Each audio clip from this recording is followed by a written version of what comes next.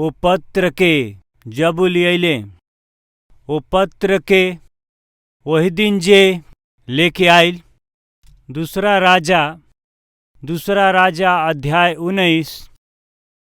ये पत्री के हिजकिया राजा अपना दूत से हिजकिया दूतन के हाथ से वो पत्री के ले करके ओके पढ़ लें।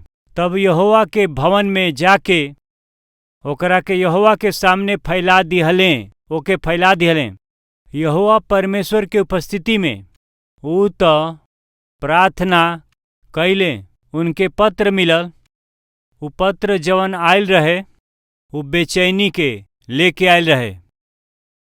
ई पत्र केकरा के बेचैन कर दिहलस? वो देश पर राज्य करे वाला वो राजा साहब के अशांत कर दिहलस। कई बार हमनी में ई विचार होखेला, हम रउआ के बतावे जात हई, यदि हमरा के कोनो नौकरी मिल जाई तो हम निडर होके जियब। लोगन के ई विचार होखेला, यदि हमके प्रमोशन मिल जाई तो हम निडर होके जी सकीला। बहुत से लोग सोचेला हमरा के मिले वाला जौन लोन बाटे अगर मिल जाई तो हम निडर होके जी सकीला। कुछ लोगन के विचार बा, यदि हमरा के ऊ पदवी मिल जाए, ऊ पोजीशन मिल जाई तब हम निडर होके जियब। कुछ लोग सोचेला कि यदि हमार शादी हो जाओ, झगड़ा और ये सब टेंशन बा ऊ खत्म हो जाई, ऐसे सोचेलन।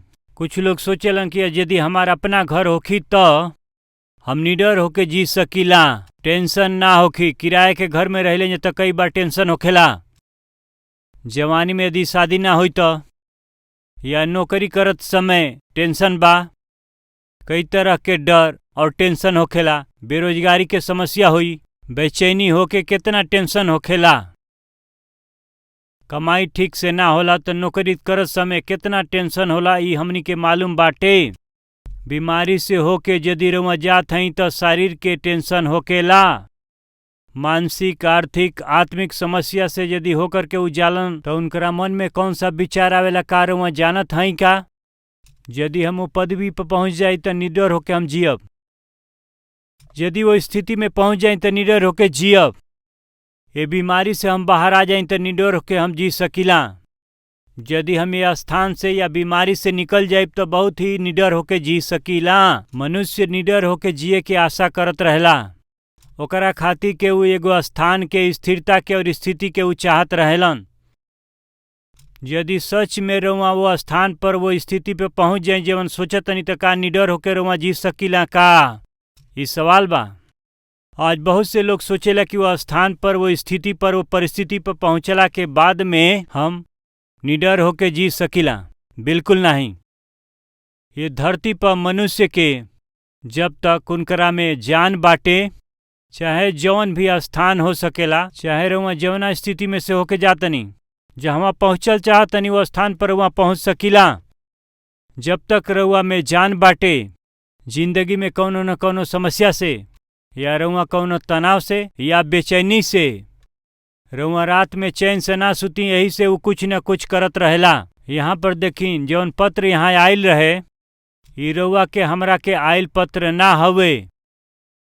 ई जौन पत्र आयल रहे रउआ के मालूम बाटे ई पत्र केकरा के आयल रहे? वो देश पर राज करे वाला ये राजा के पत्र आयल रहे। एकर मतलब कि वो देश पर राज्य करे वाला वो उन्नति के स्थान पर जवन ऊंचा पद पे बाड़न, वैसन ई राजा वो डेरा जात हवे। यही से कहत हई, कबो गलती से मत सोची हम जौना स्थिति में बानी हम वो स्थान पर पहुंची, वो स्थिति में पहुंची तो वहाँ हम शांति से जी सकीला, खुशी के साथ भी जी सकीला। यदि ऐसा सोचत हई तो कृपा करके ध्यान दें। रउरी पास जवन कुछ भी बाटे या रउआ जवन सोचत हई, खुशी हो सकेला, आनंद हो सकेला, या हमेशा खातिर शांति हो सकेला। वो स्थान में, वो औहदा पर, वो स्थिति पर वहाँ ना हमें, तब राउर प्रभु यीशु मसीह हमें, ये उनकरा उपस्थिति में बाटे। यह सच्चाई है। वो पत्र का रहे के ओकरा के भेजले रहे? दुश्मनों के भेजले रहे। वो पत्र के सारांश का रहे कि हम तोहरा के मार देब। यह ओकर सारांश रहे। हम तोहरा के और तोहरा देश के नाश कर देब। तोहार जीवन बाटे और तोहरा के हम पूरा तरह से नाश करब। यह रहल वो पत्र के सारांश। वो देश पर राज करे वाला राजा के धमकी रहल। देश पर राज करे वाला राजा के भय पैदा करे वाला ऐसन पत्र अइला पर वो राजा का कैले, अब हमरा के कुछ ना होई ये सोच के का घमंड कैले? का घमंड से वो व्यवहार कैले का? या समस्या पर नियंत्रण करे खातिर कोनो कदम उठौले का? यदि रउआ एकरा के अच्छा से देखब तो समस्या पर जयवंत होके खातिर के वो तो बहुत अद्भुत ऐसन वो अद्भुत काम कैले। वो तो अद्भुत काम कैले रहे। वो काम का रहे? वो का कैले? वो तो बेचैनी उत्पन्न करे वाला वो पत्र के ओकरा के पढ़ला के बाद, यानी वो पत्र के पढ़ला के बाद में वो बेचैनी के, वो डर के, वो घबराहट के, बेचैनी लियावे वाला वो पत्र के उ का कैले। ध्यान से सुनी जा मित्र लोग, जब हमनी का अंधकार से घिर जाली तो हमनी के का करे के चाही? देखी पता बाटे रउआ के स्वर्ग की ओर देखे के चाही।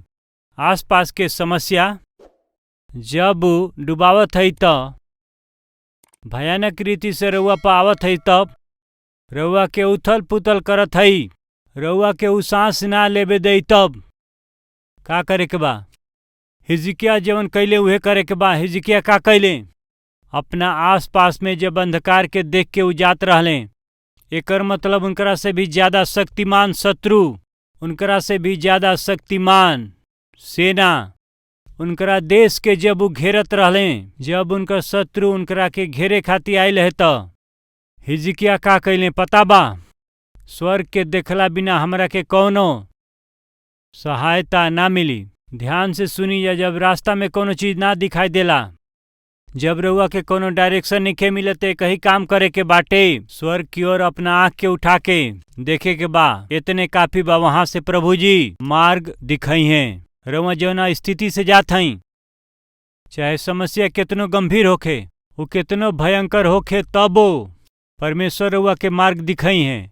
वो समय में हिजकिया ओकरा के आने उनका शत्रु असुर के राजा जब वो भेजल पत्र के पढ़ले, तब जब वो कारण वो डर से भर गए तो का कैले रउआ के पता बा? हमें के फिर पढ़त हई। ये पत्री के हिजकिया लेकर के दूतन के हाथ से लेके पढ़ लें, तब यहोवा के भवन में जाके ओके यहोवा परमेश्वर के सामने फैला दिहले, और फैला के कहाँ गए? शत्रु के ये पत्र पा के वो हलचल में पड़ गए। वो पत्र के पौला के बाद में कहाँ गए?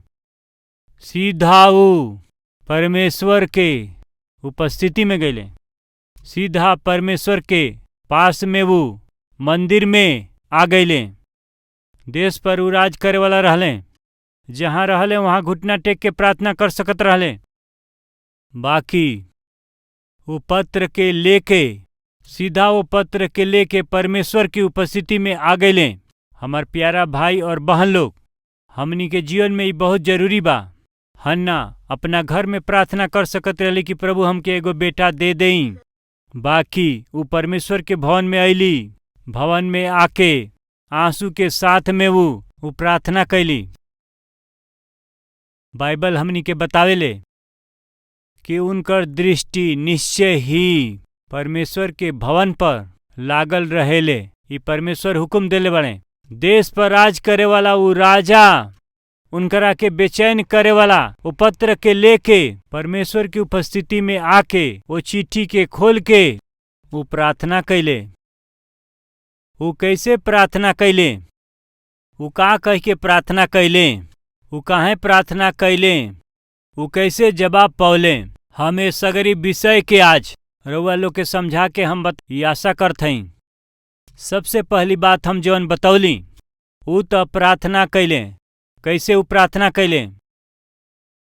उनकरा पास जे आइल हड़कंप मचावे वाला वो जब पत्र आइल तो ओकरा के अपना हाथ में लेके वो सीधा वो परमेश्वर के उपस्थिति में आवत हमें वो पत्र के खोल के वो तो प्रार्थना कैले।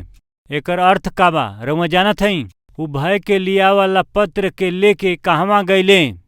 ओके परमेश्वर की उपस्थिति में लेके अलन। हमार भाई और बहन, तोहरा के चीज जवन डरावत बाटे, रउआ के बेचैन करे वाला वो विषय के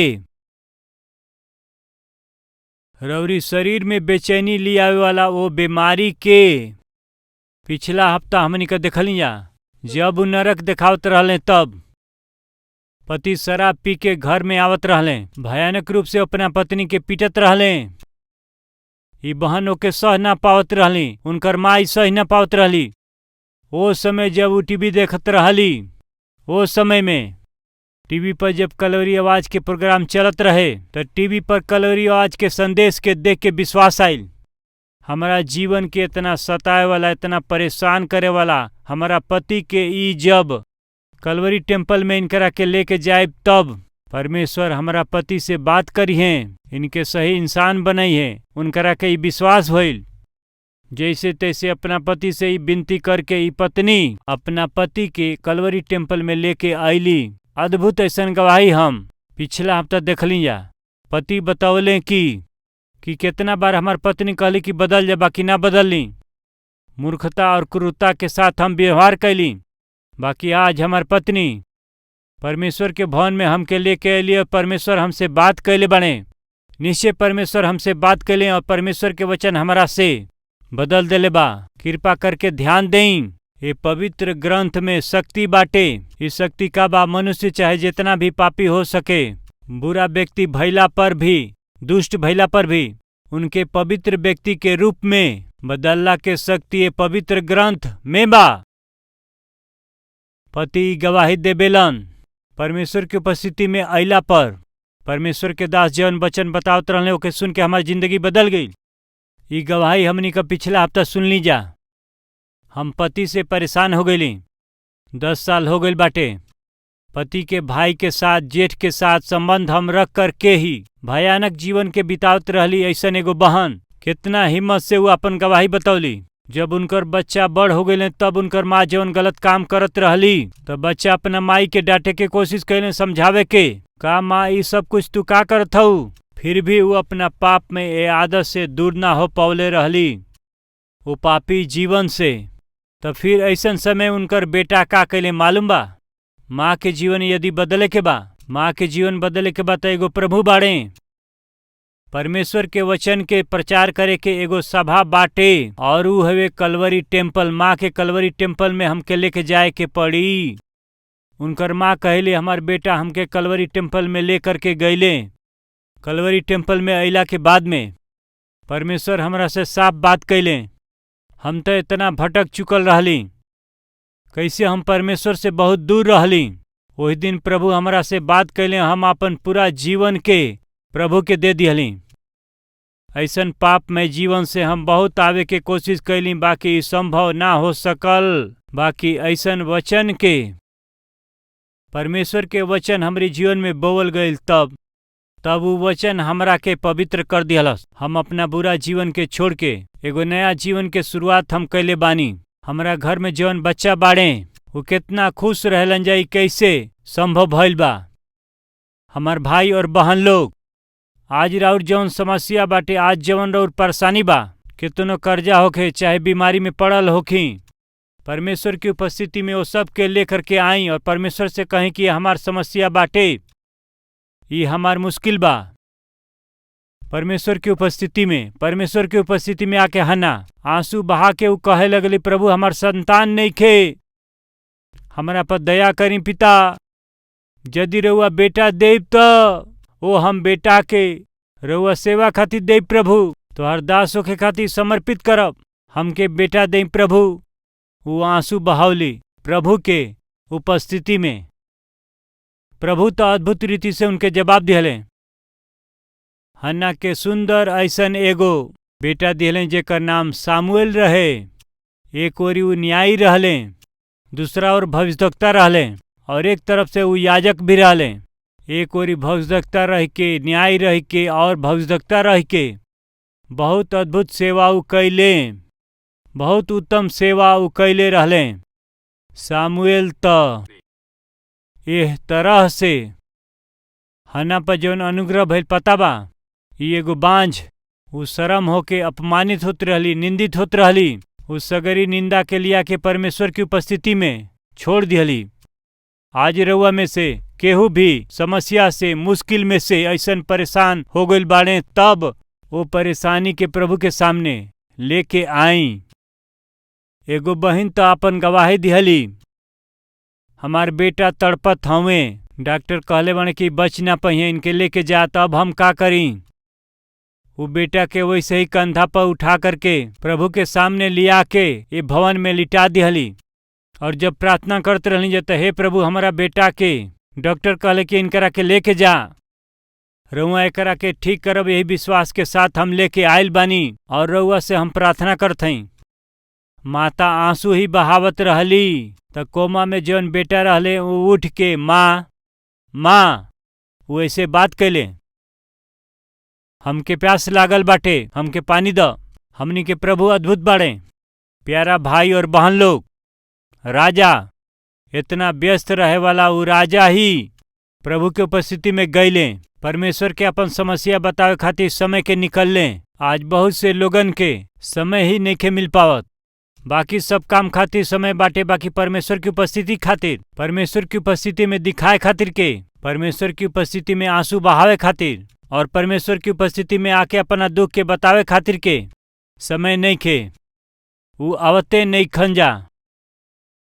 वही दिन हिजकिया परमेश्वर की उपस्थिति में आके उनकरा पास जवन चिट्ठी आयल रहे वो चिट्ठी के ले करके ओके खोल के ओके पढ़ के, हे पिता यह वो चिट्ठी है। वो राजा कहत हमें ये देश के हम नाश करब, हमारी सगरी चीज के नाश करिए, परमेश्वर वहाँ आधार हैं। ऐसन कह के पत्र के खोल के वो प्रार्थना कैले। आज के हो यहाँ स्थांति के साथ आयल बा, आंसू के साथ आयल बा, मुश्किल के साथ आयल बा, तो आई जा परमेश्वर की उपस्थिति में प्रार्थना कैल जा।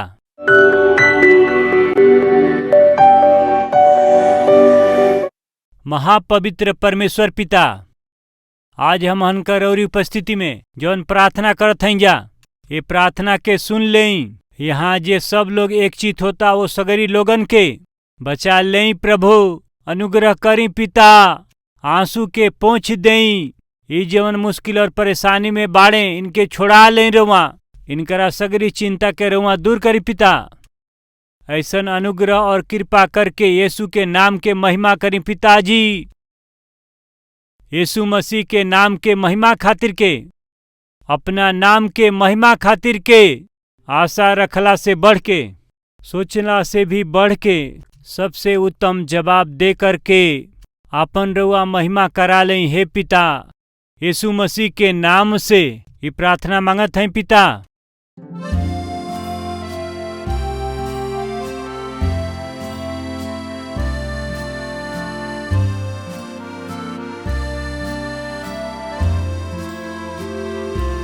हमार पता बा Calvary post box number 30, Kukatpally, Hyderabad 72।